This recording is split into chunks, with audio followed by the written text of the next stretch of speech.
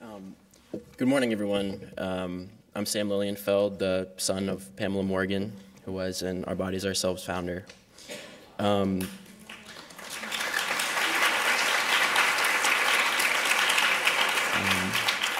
I'd like to start by just saying again, thank you to everyone for being here today. My mom loved the mission and she loved the people of Our Bodies Ourselves.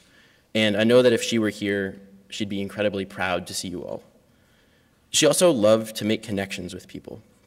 And I'd bet that if she could be here today, by the end of this symposium, some of you would be deep in conversation with her, sharing things that you would never expect to share with someone you've only known for a few hours. I think that the reason so many people felt so comfortable with my mom was because of how willing she was to be open about her own life experiences. So in that spirit, I thought I'd take this chance to share some of my experiences of growing up with her and how the things that she was most passionate about, many of which are the same principles that Our Bodies Ourselves advocates, have influenced me and shaped my life. First, I'd like to tell you about the day my brother Jacob was born, which is a day that I will never forget. And I say this not just because I can't imagine having gone through the last 18 years of my life without him, or because of how strange and how wonderful it is to experience the creation of a new life, but also because of the very act of his birth. You see, Jacob wasn't born in a hospital, following a frantic drive and surrounded by doctors and nurses. He was born at home and came into the world surrounded by my mom and dad, the midwife that my mom had been working with, and 4-year-old me. And the midwife's teenage daughter, who somehow got roped into coming along to keep me company, and ended up much more freaked out than I was by the whole situation. But that's another story. But giving birth at home was something that my mom cared deeply about. She thought of having a baby as a major life event and as something to be prepared for, but not as a health problem that required medical treatment. Most of all, she thought of it as an experience that could be a wonderful and deeply meaningful part of a woman's life. And she took every opportunity to share this view when she encountered women who thought of it as something to be fearful of. People are often surprised to learn that my brother and I were born at home. But honestly, when I think back on this experience, what I'm struck most by is how completely and utterly normal it seemed. My mom had explained everything in great detail beforehand. By the time I was 4.5, I knew where babies came from, and some pertinent details about the act of giving birth. For example, that it was probably going to be pretty loud. So I wasn't shocked or scared. My mom viewed giving birth as an experience that has the power to fundamentally change and define the life of a woman, and her spirit of embracing and celebrating these major life events, which we sometimes may welcome and sometimes may greet with trepidation, is something that I've always admired. I mentioned that my mom had a special ability to make intimate connections with the people around her. She thought of cultivating these relationships as an essential part of a healthy, full life. I also mentioned that my mom was a very open person. And when it comes to relationships, I mean really, really open, as, as I began to discover in high school.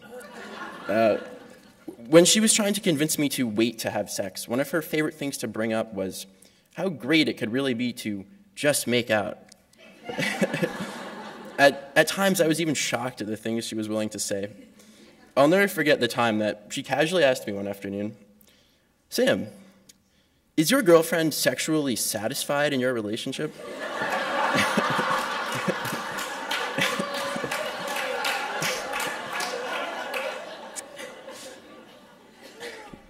As I've gotten older, I've started to understand. I've started to understand more and more about why my mom felt it so important to be candid when it comes to relationships and sex, and specifically that it was about more than just embarrassing me as much as possible.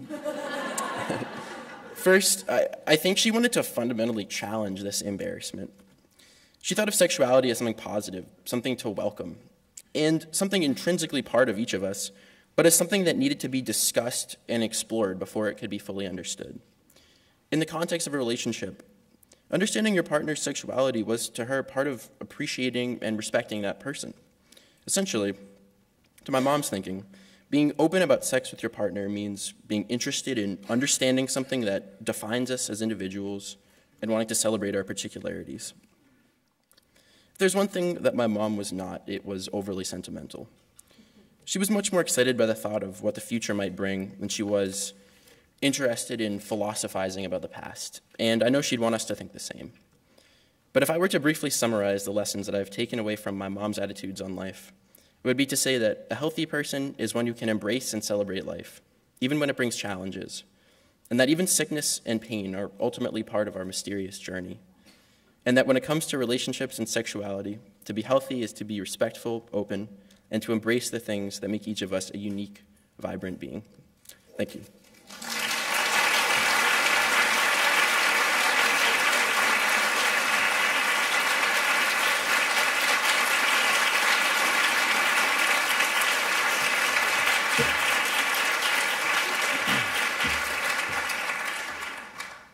Thanks, Sam. That was, I mean, it's really funny to listen. I'm Judah Rome, by the way. I don't know if Esther's son, but I'm a little off script here. But it was really funny to listen to Sam because originally when I first talked with Sally about coming to speak to you today about my mother, and she said, oh, well, maybe you can talk about what it was like to be the son of somebody, you know, who was in the Health Book Collective. It's now called OBOS, so I'm sorry about that. I was like, well, I don't really know because I never had a different childhood. But I think listening to Sam was really, he put it well, you know, better than I ever could have because I kind of had the same experience. I was about 4 years old and my brother was born at home. And I mean, it always struck me as a little odd that my classmates in first grade didn't know the anatomy of vagina, but I did. But so I think you put it pretty eloquently, way better than I could, so thank you, got me off the hook. But anyway, so I had a whole other set of prepared remarks. I'll try and get to that. I'm really, first of all, I mean, I'm just really excited and really pleased to be here today to help celebrate the 40th anniversary of Our Bodies, Ourselves, and to help remember my mom, Esther Rome. And it means a lot to me to be here today and to have been invited to speak about her. I know the basics of what my mom achieved professionally. She wrote about anatomy and physiology, menstruation, body image, food and nutrition, amongst other things. But I know her best simply as my mother. There are other people in the room here today who could tell you a lot more about Esther, the women's health advocate, than I can.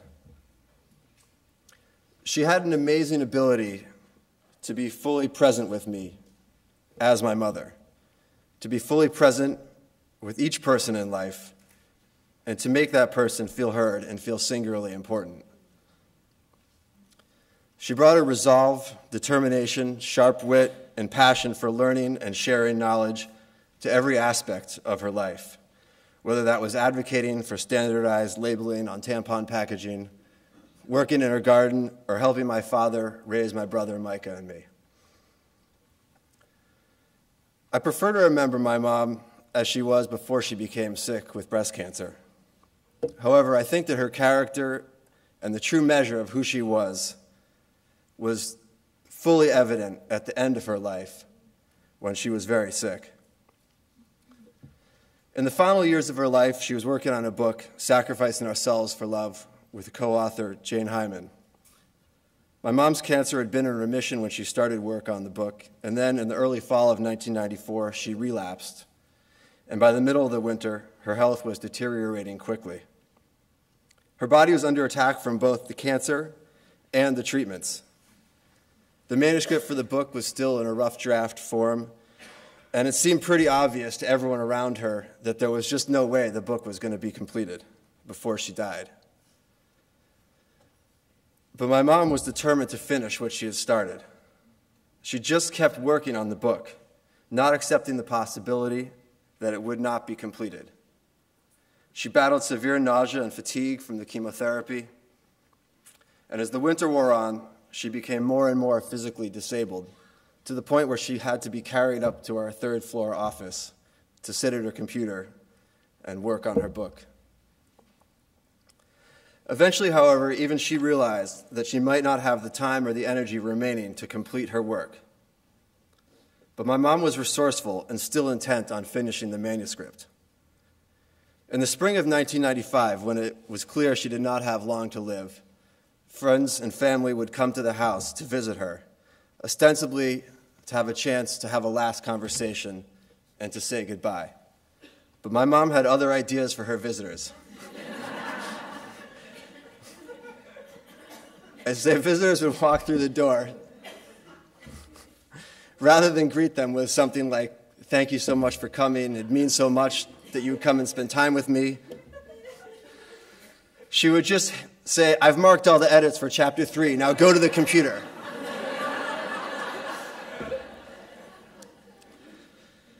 And it was with the help of many friends and through her absolute ability to exert her will that my mom finished the manuscript only days before she died. I don't think many people ever really got to say goodbye to my mother as the way that they imagined they would. Instead of having a sentimental goodbye, my mom put them to work. And by doing so, she gave them something much better, an opportunity to engage life with her.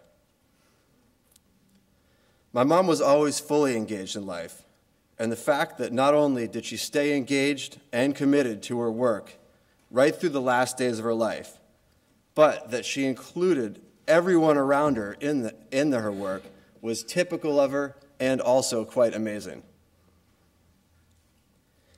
Watching my mom through the final months of her life was very painful for me, but it taught me how to live.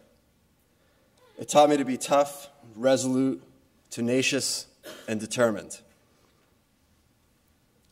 I carry these values with me today, and I share them with you in the hopes that her legacy will live on, and I can tell from the energy in the room that it does.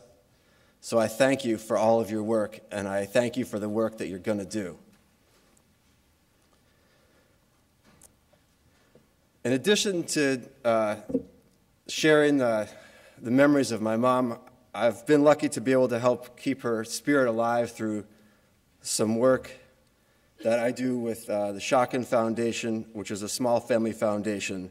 And we've been able to support many organizations and projects around the world, and one of them is OBOS and the Global Initiatives Project. So that's really exciting for me to be able to stay involved just in a little way and stay connected, and I'm very grateful for that opportunity.